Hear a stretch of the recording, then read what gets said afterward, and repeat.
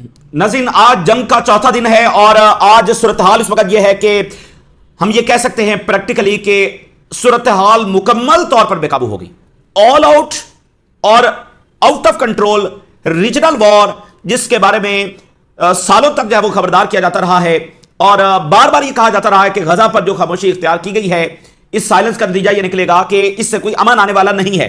अगर इसराइल को अकाउंटेबल नहीं ठहराया जाएगा तो उसे रीजन में अमन नहीं आएगा। यह सबसे बोगस अप्रोच है। इसराइल को कंटेन करने से, इसराइल को रोकने से मामला अमन की तरफ जब जाएंगे। अगर पीस थ्रू स्ट्रेंथ कहीं होगी तो वो स्ट्रेंथ इसराइल पर अप्लाई करने की जरूरत है, ना कि उन फोर्सेस के पास स्ट्रेंथ अप्लाई की जाए जो इसराइल को रोकने की कोशिश कर रही हैं, यानी कि रेजिस्टेंस। नाज़रीन, सूरत हाल खौफनाक से भी खौफनाक, जितनी आप इसको बयान करें उससे भी ज्यादा खौफनाक ये चली गई है और ये अब इतना बड़ा शोला बनकर फट गई है कि इसमें से क्या कुछ निकलकर सामने आ रहा है। अब ये इसको असेस नहीं किया जा सकता और इसको जो है इमेजिन नहीं किया जा सकता कि अब ये किधर किधर मामला जा रहा है। नाज़रीन, बात अब एयर स्ट्राइक से बढ़कर अब जमीनी जंग की तरफ जब बढ़ गई है। इस वक्त की सबसे बड़ी खबर आपके साथ ये शेयर कर रहे हैं कि इजरायली फौज लेबनान के अंदर दाखिल हो गई है। लेबनान के फ्रंट के ऊपर वो मुकम्मल जंग, फुल स्केल वॉर का आगाज हो गया है, जिसका एक झलक आपने 2024 में देखी थी। उससे भी ज्यादा बड़ी डिस्ट्रक्टिव वॉर का आगाज इस वक्त हो गया, क्योंकि उस वक्त सिर्फ लेबनान और इजराइल के फ्रंट पर जंग जारी थी। इस वक्त तो अमेरिका और ईरान की जंग हो रही है। वो जंग जिसके बारे में 40 साल बात की जाती रही है, वो जंग इस वक्त हो रही है। तो पूरा रीजन ही जंग में है। उस वक्त तो सिर्फ लेबनान और इजराइल लड़ रहे थे। तो वो जो एक झलक आपने 2024 में देखी थी इजराइल और लेबनान की जंग की, उससे कई गुना बड़े स्केल की, ज्यादा खौफनाक। और उस वक्त तो हिजबुल्लाह का मकसद यह था कि अपने रिसोर्सेज बचा के रखने। इस वक्त तो उनको पता है ये उनकी फैसला कुन जंग है और वो इस अंदाज में इसको लड़ने जा रहे हैं। और ये जंग बहरीन में भी फैल रही है और साइप्रस तक जब वो फैल रही है और शायद इससे भी आगे तक जब वो जाएगी। और उसमें कोई रिस्ट्रेंट नहीं है कि ये टारगेट, ये फ्यूल टैंकर्स, ये ऑयल इंफ्रास्ट्रक्चर, ये फलाना इंफ्रास्ट्रक्चर ये हिट नहीं होगा। नहीं, अब उसमें अब वो हर लिहाज से, अपने मिसाइलों के नंबर्स के लिहाज से और क्वालिटी ऑफ वेपन्स के लिहाज से, टारगेट्स को हिट करने के लिहाज से, हर लिहाज से अभी ऑल आउट वॉर है। तो लेबनान के फ्रंट के ऊपर ऑल आउट जंग शुरू हो गई है, जमीनी जंग शुरू हो गई है और हिजबुल्लाह के ताबड़तोड़ हमले इस वक्त इसराइल पर रिपोर्ट किए जा रहे हैं। गुलान हाइट्स को निशाना बनाया गया। नवंबर 2024 में मुआहिदा होता है, उसके बाद से लेकर इसराइल की बदमाशी लेबनान पर जारी रहती है। हिजबुल्लाह खामोश रहती है, रोज हमला होता है, रोज एब्जॉर्ब करते हैं। आज इतने टाइम के बाद गुलान हाइट्स धमाकों से गूंज रही हैं। मेरून बेस जो है इसराइल की बड़ी ये नंबर 1 बेस है, बेसिकली नंबर 1 बेस है। जो ये सारा नॉर्दर्न ऑपरेशन होते हैं वो मेरून बेस से सारे ऑपरेट हो रहे हैं। तो मेरून बेस को हिजबुल्लाह ने पहला अटैक किया नवंबर 2024 के बाद। तो यानी ये नॉर्दर्न सारा हिजबुल्लाह ने संभाल लिया है। और ईरान के हमले नॉर्थ में भी हो रहे हैं, लेकिन तल अवीव, हाइफा, सेंटर, साउथ, ये सारा यहां पर ईरान के जब हमले हो रहे हैं। और बहुत जल्द नाज़रीन हम वो चीज भी देखने जा रहे हैं, वो हमला भी देखने जा रहे हैं जो आज तक इसराइल पर वो हमला नहीं हो सका है। वो ये है कि हिजबुल्लाह, इराक, ईरान, यमन, ये एक साथ एक ही टाइम पर मिसाइल इसराइल की तरफ फायर करने जा रहे हैं। मिसाइल और ड्रोन्स, ये आज हो सकता है, ये 5 दिन के बाद हो सकता है, वो होने जा रहा है। ठीक है ना। और ये पहली बार ऐसा होगा, क्योंकि जब यमन कर रहा था तो यमन कर रहा था, हिजबुल्लाह कर रही थी तो हिजबुल्लाह कर रही थी। पिछली 12 दिन की जंग में ईरान कर रहा था तो सिर्फ ईरान कर रहा था, उसमें हिजबुल्लाह और यमन और इराक तो नहीं थे। लेकिन चूंकि इस वक्त यमन भी जंग में आ चुका है, हिजबुल्लाह भी आ चुकी है, इराक भी जंग में आ चुका है और ईरान तो है ही है। इसलिए पहली बार ऐसा होने जा रहा है कि ये चारों के चारों एट द सेम टाइम तमाम डायमेंशन से, तमाम डायरेक्शन से मिसाइल और ड्रोन्स मारने जा रहे हैं इसराइल पर। और उसकी तादाद सैकड़ों हो सकती है, उसकी तादाद हजारों हो सकती है। तो इस हमले को कैसे रोका जाएगा? और यह हमला हो सकता है कि 3-4 दिन अभी ना हो। उसकी क्या वजह है? उसकी वजह यह है कि इतनी देर में तो इनका भुरकस निकल जाएगा। इनके जो इंटरसेप्टर मिसाइल हैं, 4 दिन में उसका स्टॉक कहां पर खड़ा होगा? तो जब यहां से सैकड़ों और हजारों मिसाइल जाएंगे तो कौन रोकेगा उसको? ठीक है ना। और इसराइल का सारा क्रिटिकल इंफ्रास्ट्रक्चर जब निशाने पर होगा तो ये आगे जब वो होने जा रहा है। तो जेडी वैंस ने कहा था कि ईरान पर हमला होगा और इससे कोई रीजनल वॉर नहीं छिड़ेगी। तो अब उससे पूछना चाहिए मागा बेस को कि आपने तो कहा था कि रीजनल वॉर नहीं छिड़ेगी और ट्रंप ने कहा ये तो एक इजी विन होगा, तो अब ये इजी विन क्यों नहीं हो रहा और ये रीजनल वॉर क्यों छिड़ गई है? यानी इस वक्त ये तबसरा नहीं है कि ये छिड़ेगी। इस वक्त जब हम बात कर रहे हैं तो ये रीजनल वॉर जिसमें तबाही के अलावा कुछ भी नहीं, वो इस वक्त जब वो छिड़ चुकी है। और अगली बात सुनिए, इधर भी ग्राउंड वॉर जब वो छिड़ने जा रही है। अमेरिका अब हर दिन, हर घंटे इस तरफ जा रहा है कि जमीनी जंग, उसको जमीनी फौज उतारनी पड़ेगी ईरान के अंदर। इस तरह मामला जब जा रहे हैं। अब जरा इसराइल की भी सुन लें। इसराइल ने कहा है कि हम तो किसी सूरत अपनी फौज ईरान में डिप्लॉय नहीं करेंगे। अमेरिका को भी समझ जाना चाहिए कि ये अमेरिका के मफाद में भी नहीं है जो जंग उन्होंने इसराइल के लिए ईरान पर मुसल्लत की है। ये मागा बेस यही तो चीख रही है सुबह शाम के ये इसराइल के लिए जंग है। इसराइल कह रहा है कि हम तो ईरान में फौज जब डिप्लॉय नहीं करेंगे। ये तो बड़ी इम्प्रैक्टिकल सी बात है कि हम जाके ईरान में फौज डिप्लॉय करें। ईरान ने कहा है कि हम अमेरिका से एक फुल स्केल ग्राउंड वॉर लड़ने के लिए तैयार हैं। फुल स्केल ग्राउंड वॉर लड़ने के लिए इस वक्त हम अमेरिका से मुकम्मल तौर पर तैयार हैं। अमेरिका को जितने शौक पूरे करने हैं वो आकर कर ले, और अगर फौजें उतारनी है तो हम उसके लिए जो वो मुकम्मल तौर पर तैयार हैं। कुछ देर पहले ईरान की जानिब से एब्राहम जो लिंकन एयरक्राफ्ट कैरियर है उस पर दूसरा हमला कर दिया गया और इसके अंदर क्रूज मिसाइल जब इस्तेमाल किए गए। इससे पहले 4 बैलिस्टिक मिसाइल इस्तेमाल किए गए थे। This is the second attack. Cruise missile इस्तेमाल किए गए।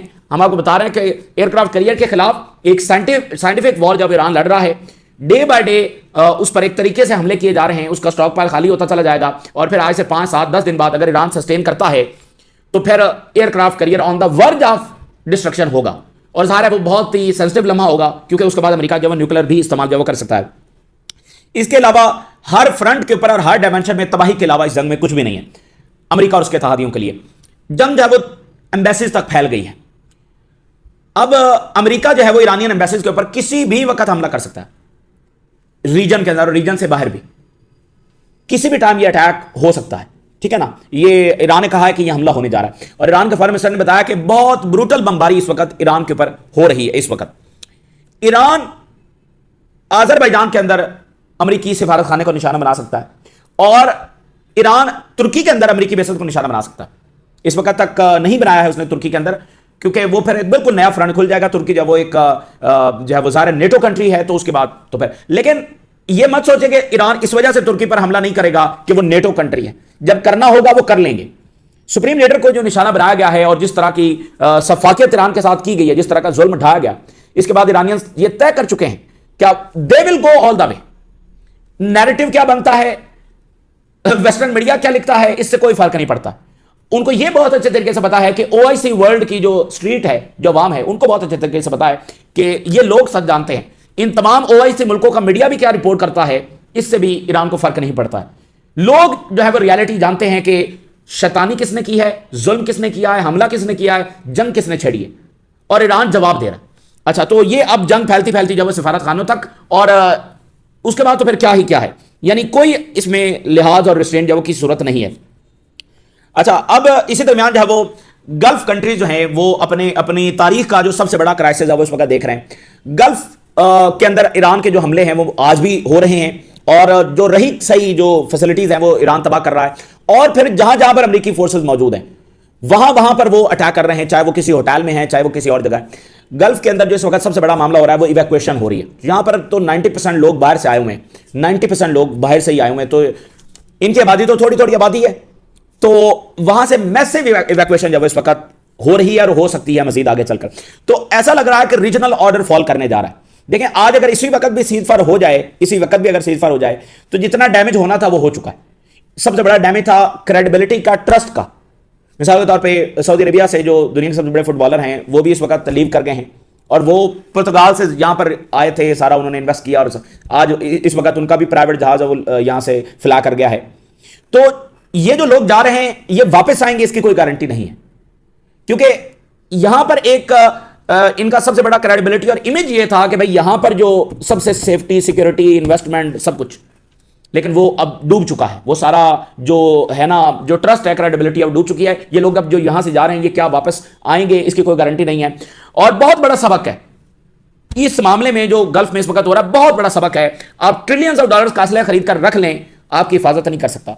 अपनी फौज, अपनी सिक्योरिटी खुद करना होगी। और अमेरिकन के बारे में तो फिर हेनरी किसिंजर ने खुद कहा था, जो सेक्रेटरी ऑफ स्टेट थे अमेरिका के, कि दुश्मनी तो अमेरिका की बुरी है ही है, दोस्ती सबसे बुरी है, दोस्ती उससे भी ज्यादा खतरनाक। इस वक्त गल्फ कंट्रीज के जो ऑफिशियल स्टेटमेंट जारी कर रहे हैं वो बहरहाल तारीख में याद रखी जाएंगी और इस वक्त पूरी दुनिया के लिए वो सबक है। गल्फ ऑफिशियल ये कह रहे हैं कि अमेरिका हमारा दिफा नहीं कर रहा, बल्कि अमेरिका अपनी सारी तवानाई जो इसराइल के दिफा पर इस्तेमाल कर रहा है। सीखना चाहिए गल्फ को भी इस साजिश, और जो अमेरिका ने उनको डिसीव किया है, उनको डंप किया है, उनसे दहाइयों तक ट्रिलियंस ऑफ डॉलर्स लिए, उनको फिर असलहा भी बेचा। इन मुल्कों का बड़ा कंट्रीब्यूशन है अमेरिकन इकॉनमी में और अमेरिकन मफादात का तहफ़्फ़ुज़ करने में एशिया के अंदर। लेकिन बदले में इनके साथ क्या हुआ, आज असलहा भी वैसे का वैसा पड़ा है। बचाने वाला कोई भी नहीं है, यानी नो सिंगल कंट्री। तो इनको इस साजिश को समझना चाहिए कि इनके साथ ये हुआ कैसे। और टक्कर कार्लसन भी इनको बता रहा है कि तुम्हारे साथ क्या साजिश हो रही है। टक्कर कार्लसन ने इस वक्त बहुत बड़ी खबर यह दी है कि सऊदी अरेबिया ने और कतर ने मुसाद एजेंट्स पकड़े हैं जो यहां पर फॉल्स फ्लैग ऑपरेशन करने आए हुए थे और इनकी जो न्यूक्लियर साइट्स जो इनकी एनर्जी साइट्स हैं उनके ऊपर हमला करने आए हुए थे। क्योंकि दुनिया के दो सबसे बड़े एक्सपोर्टर जो हैं वो सऊदी अरेबिया और कतर हैं। कतर LNG दे रहा है, सऊदी अरेबिया ऑयल दे रहा है। दोनों के अंदर मुसाद एजेंट्स फॉल्स फ्लैग करने आए हुए थे, उनकी ऑयल और गैस साइट्स को डिस्ट्रॉय करने के लिए आए हुए थे। तो टक्कर कार्लसन ने भी सवाल उठाया है कि क्या ये तो इत्तेहादी नहीं थे अमेरिका और इजराइल के, तो ये मुसाद जो है वो जाकर इन्हीं मुल्कों के अंदर इनकी उस एनर्जी सेक्टर को जो इनकी दौलत का सबसे बड़ा जरिया है उसको क्यों डिस्ट्रॉय कर रहा। Gulf state arrested Mossad agents planning bombings. और यानी यहां पर ईरान भी अटैक कर रहा है अमेरिकी बेसिस को इन्हीं मुल्कों के अंदर, और इजराइल भी आकर इन्हीं मुल्कों के अंदर ऑयल इंफ्रास्ट्रक्चर को, ईरान ने तो ऑयल इंफ्रास्ट्रक्चर के ऊपर अटैक नहीं किया। तो वो जो सऊदी अरेबिया में एक ड्रोन अटैक हुआ है तो ईरान ने कहा ये हमने नहीं किया। ईरान ने किसी मामले के हवाले से ये नहीं कहा कि हमने नहीं किया। वो बता रहा है कि हमने बेसिस पर अटैक किया, वो बता रहा है कि हमने इस होटल में फौजियों को निशाना बनाया, वो बता रहा है हमने यहां पर इस होटल में CIA बैठी हुई थी, इसको हमने निशाना, यहां मुसाद बैठी हुई थी, इसको हमने निशाना बनाया। खुलकर बता रहे हैं। एक चीज की उन्होंने तरदीद की, उन्होंने कहा ये जो सऊदी अरेबिया में ऑयल इंफ्रास्ट्रक्चर पर अरामको पर अटैक हुआ ये हमने नहीं किया। तो मुसाद एजेंट्स पकड़े गए। अब भी इनको ये साजिश की समझ नहीं आ रही। खुद कह रहे हैं अमेरिका हमारा दिफा करने के लिए जब नहीं आ रहा है, और सारी तवानाई जो वो किसके ऊपर लगा रहा है, इजराइल के ऊपर। इजराइल को बड़े अच्छे तरीके से पता था कि जब अमेरिका हमला करेगा तो जंग यहां पर छिड़ जाएगी, गल्फ के अंदर जब वो फैल जाएगी। सही है। और उसके बाद आकर ये मजीद जलते पर तेल का काम कर रहे हैं कि ऑयल इंफ्रास्ट्रक्चर तबाह हो, या ताकि गल्फ भी तबाह हो और ये मजबूर हो जाए ईरान पर हमला करने के लिए। ये आपस में लड़ मार कर जब ये तबाह बर्बाद हो जाए, गल्फ ईरान पर हमला कर दे, OIC आपस में भिड़ जाए, और उनको कोई फिक्र नहीं है कि जो अमेरिकन का नुकसान हो रहा है, अमेरिकन की भी तो कैजुअलिटीज हो रही है ना, और जो उनका इकोनॉमिक लॉस होगा। अभी तो आप देखें अभी ये स्टैट्स आएंगे कि एक दिन में कितना लॉस हो रहा है, और उनको कोई फिक्र नहीं है कि पूरी दुनिया का अमन तबाह हो चुका है। अच्छा, अब यानी ईरान ने जिस तरह से अमेरिका में ये गल्फ में अमेरिकी बेसिस को निशाना बनाया है, इसकी कोई मिसाल नहीं मिलती है। मतलब इंतहा कर दी है ईरान ने इन बेसिस को हिट करके। तो इस वक्त हिला हुआ वाशिंगटन, और उनकी जो कल ब्रीफिंग हुई है ट्रंप की और सेक्रेटरी ऑफ वॉर की और रोबियो की और ज्वाइंट चीफ ऑफ स्टाफ की, आप अमेरिकन एक्सपर्ट्स को सुने और पूरी दुनिया के एक्सपर्ट्स को सुने। वो ये कह रहे हैं कि भाई ये तो हारे हुए नजर आ रहे हैं, इनकी बॉडी लैंग्वेज, इनकी बातें ये तो वाजे बता रही हैं कि ये तो शिकस्त खा चुके हैं, इनके तो आदाब पूरे नहीं हुए हैं। एक कहता है मकसद रिजीम चेंज है, एक कहता है मकसद जो है वो मिसाइल को तबाह करना है, एक कहता है नहीं वो न्यूक्लियर बना रहा था, एक कहता है नहीं ये तो रीजन के लिए बड़ा खतरा थे। ट्रंप ने दरमियान में ये भी कह दिया कि हम यहां पर जब वो जमहूरियत लेकर आएंगे। तो उन्होंने कहा ये बिल्कुल हारे हुए लग रहे हैं, और इनके मकासद जब वो बिल्कुल पूरे होते हुए नजर नहीं आ रहे। जो इनके लॉसेज हो रहे हैं वो भी ज्यादा हैं, और जो इन्होंने जंग का टाइम फ्रेम कैलकुलेट किया हुआ था, जंग उससे भी जब आगे निकल रही है। और अब ये कहना कि हम ग्राउंड ट्रूप्स भेजेंगे, दैट मीन्स कि फिर वो इतनी खौफनाक बमबारी तो किसी काम नहीं आ रही, ग्राउंड ट्रूप्स जब वो भेजना पड़ रहे हैं।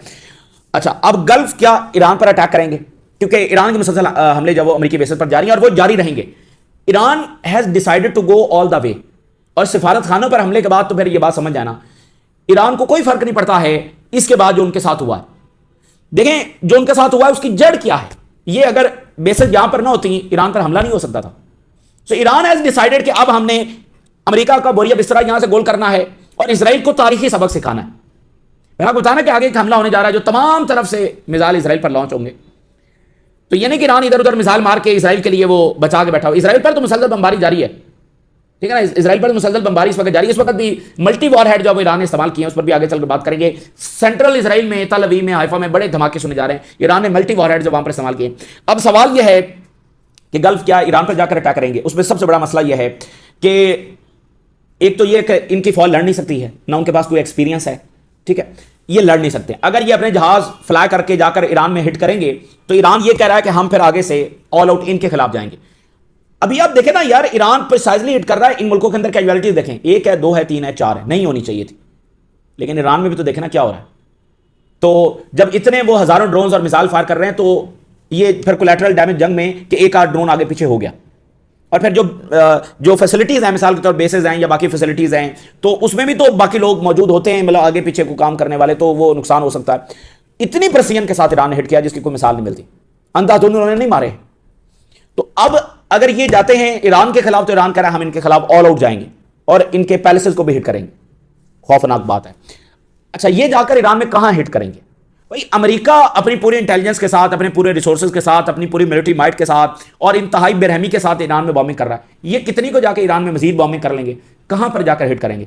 अमेरिका और जो इसराइल है वो तो सिविलियन टारगेट्स को हिट कर रहे हैं, ये भी जाकर ईरान में सिविलियन टारगेट्स को हिट करेंगे। ईरान ने इनके मुल्कों में सिविलियन टारगेट्स को हिट किया, तो इनको जंग रुकवाने पर फोकस करना चाहिए और उस पर ये कर भी रहे हैं। कतर और यूएई के हवाले से ये खबर आ चुकी है कि वो कोशिश कर रहे हैं कि ट्रंप को जब वो कन्विंस किया जाए, और बाकी मुल्क भी एक्टिव हैं। रशिया भी अपना किरदार अदा करने के लिए तैयार है। इस वक्त चाइना के फॉरेन मिनिस्टर और फ्रांस के फॉरेन मिनिस्टर का आपस में रब्ता हुआ है और उन्होंने गल्फ के हवाले से और जंग रोकने के हवाले से ये सारी डिस्कशन जो वो की है। इस वक्त इसराइल का मकसद ये होगा कि एक तो ग्राउंड ट्रूप्स उतरे ईरान के अंदर, गल्फ भिड़ जाएं ईरान के साथ, गल्फ खुद भी डैमेज और डिस्ट्रॉय हो जाएं, ठीक है, और यूरोपियंस भी एक अलायंस बनाकर जब ईरान के ऊपर चढ़ दौड़ें। यह है इसराइल का आइडियल सिनेरियो, और कोई एक भी स्टेबलाइज कंट्री इस रीजन के अंदर ना बचे। इस वक्त कोई बचा हुआ है? कौन सा स्टेबल मुल्क है इस रीजन के अंदर? अब जॉर्डन तो जंग में है, वो तो ईरान के खिलाफ जंग में है, तो मिस्र बच गया है, मिस्र ने भी अपने आप को हाई अलर्ट कर दिया, तो बाकी तो सारा रीजन, एक भी मुल्क स्टेबल नहीं बचा है। तो यही तो इसराइल का मकसद है। और एप्स्टीन फाइल्स ने हमें बताया कि किस तरह मुट्ठी भर गिरोह जो हैं वो दुनिया को चला रहे हैं, और वो कितने बेरहम हैं, उनकी सोच कितनी बेरहम है, और वो कैसे मंसूबे बनाकर बैठे हुए हैं। तो ये एप्स्टीन वॉर ही, ये एप्स्टीन की जंग ही है, और क्या है। तो सेंसिबल फोर्सेस को आगे आना चाहिए और उनको ये सारा जबर रुकवाना चाहिए। अच्छा, अब जनाब अली, लेबनान के फ्रंट के ऊपर जो जंग छिड़ी है वो इंतहाई खौफनाक है, और 1 लाख वो फोर्सेस मोबिलाइज हो रही थी। हमने आपको बताया था कि ये आगे ग्राउंड अटैक करने जा रहे हैं, इस वक्त उन्होंने कर दिया है। आगे से हिजबुल्लाह ने भरपूर अटैक किया, इनका 210 जो गुलान हाइट्स में यूनिट्स हैं उनको हिट किया है, मेरून बेस को हिट किया है। हिजबुल्लाह ने कहा कि इनकी बमबारी हमें रोक ना सकेगी, और हिजबुल्लाह के अब जो रॉकेट्स और मिसाइल हैं वो भी इसराइल में जो रेजिडेंशियल बिल्डिंग्स हैं वहां पर जाकर गिर रहे हैं। चीज़ें मुकम्मल तौर पर जब वो आउट ऑफ कंट्रोल हो चुकी हैं। अब जरा अमेरिका की हालत देख लें। साउथ कोरिया से एयर डिफेंस निकालकर यहां पर लेकर आ रहे हैं, यानी एक ओवर स्ट्रेच और डिक्लाइनिंग एम्पायर। अब वो एयर डिफेंस पूरा नहीं हो रहा, साउथ कोरिया से निकाल कर लेकर आ रहे हैं। तो साउथ कोरिया क्या करेगा? अगर नॉर्थ कोरिया ने साउथ कोरिया पर मिसाइल दाग दिए तो साउथ कोरिया क्या करेगा? देखिए, जब यहां पर जंग हो रही है ना, उससे दुनिया सबक सीख रही है। ऑर्डर वैसे भी फारिग हो चुका है। तो साउथ कोरिया ने नॉर्थ कोरिया ने साउथ पर दाग दिए तो क्या, और चाइना ने ताइवान के ऊपर एक्शन कर दिया तो क्या। तो इत्तेहादियों से निकाल के, यानी इनके पास इतना पीछे नहीं पड़ा हुआ कि अमेरिका से लेकर आए। माइक हकबी, जिसने ग्रेटर इसराइल बनाना था, अमेरिकन को कह रहा है कि मिस्र की तरफ लीव कर जाएं। इसराइल में जो अमेरिकन है उनको कह रहा है मिस्र की तरफ लीव कर जाएं। ये ग्रेटर इसराइल यहां पर बनाना था। और यूएस एम्बेसी इन रियाद जो है उसने कहा है कि जो यहां पर इनके नेशनल्स हैं इमीडिएटली जब वो शेल्टर्स के अंदर जाएं। कैलिफोर्निया का जो गवर्नर है जो कि डेमोक्रेट्स का है, और अगला ये सदर का कैंडिडेट भी हो सकता है, इसके साथ ट्रंप का बड़ा फट्टा चल रहा है, ये अगला सदर का कैंडिडेट हो सकता है, यानी ये इतनी इंपॉर्टेंट शख्सियत है। इसने कहा है कि हम जवाब चाहते हैं कि अमेरिका ने 160 जो गर्ल्स हैं ईरान में उसके स्कूल पर क्यों अटैक किया, किस जवाब के साथ वहां पर अटैक किया गया। यानी अमेरिका के अंदर एक तनकीद, और डेमोक्रेट्स को पता है कि भाई अगर हम इसराइल की हिमायत में और इस जंग की हिमायत में गए तो कोई वोट छोड़ नहीं पड़ना है। तो वहां पर वो ये सारी वो कह रहे हैं बिल्कुल हम इस जंग के जाओ खिलाफ, और कांग्रेस भी कहीं आगे पीछे वोट करने जा रही है। तो ईरान ने कहा है कि हमारी एम्बेसीज के ऊपर किसी भी वक्त जो अटैक हो सकता है, और ईरान फिर जवाब में मजीद एम्बेसीज के ऊपर अटैक करेगा, और आज़रबाईजान और इधर उधर भी वो कर सकते हैं। 4 क्रूज मिसाइल जब इस वक्त एयरक्राफ्ट कैरियर के ऊपर ईरान ने दाग दिए हैं, और ईरान कह रहा है, अब ग्राउंड वॉर के ऊपर आ जाए, ईरान कह रहा है कि हम फुल स्केल ग्राउंड वॉर के लिए अमेरिका से लड़ने के लिए तैयार हैं। और जो इसराइल की स्टेटमेंट आई है, अगर ये भी देखकर अमेरिकन समझ जाए तो उनके लिए काफी होगा। It is very unlikely